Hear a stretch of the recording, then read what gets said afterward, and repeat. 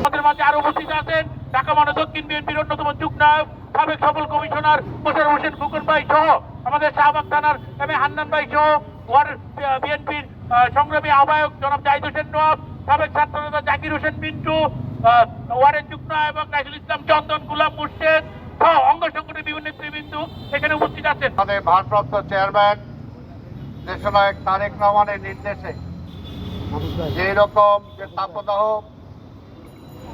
তার জন্য জনগণের সামনে জনগণের কাছে অন্তত কিছু নিয়ে হাজির হওয়া এবং তাদের এই সময় তাদের পাশে দাঁড়ানো, এটার জন্য আমাদের এই কর্মসূচি।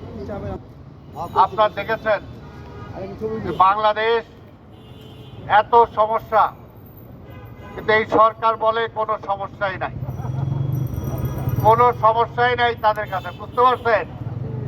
কারণ তারা তো জনগণের ভোটে নির্বাচিত না।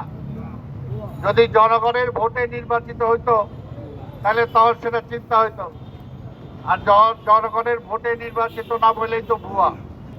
এই জন্যে আমরা বলি ভুয়া। যেমনি স্বাধীনতার 16 ডিসেম্বরের পরে অনেকে মুক্তিযুদ্ধ করে নাই, রাজাকারদের ফেলে যাওয়া অস্ত্র কাঁধে নিয়ে মুক্তিযুদ্ধ সেজে গেছে। বারবার বলেছি যে চুরি, ডাকাতি, রাজধানী, আজকে এগুলোকে থামাইতে হবে, চোরদেরকে ধরতে হবে, ডাকাতদেরকে ধরতে হবে। কিন্তু যারা ব্যাংক চুরি করে নিয়ে গেল, লুট করে নিয়ে গেল, আজকে তাদের কিন্তু কোনো গ্রেফতার করা হচ্ছে না। এই যে অনেকগুলো ব্যাংক আওয়ামী লীগ সরকার এসে দিছিল, আজকের এই ব্যাংকগুলোর এত হাজার হাজার কোটি টাকা গেল কোথায়? এটা তো জনগণের প্রশ্ন। জনগণের টাকা নিয়ে তারা কোথায় হাওয়া হয়ে গেল? তাহলে তাদেরকে কেন আইনের আওতায় আনা হচ্ছে না?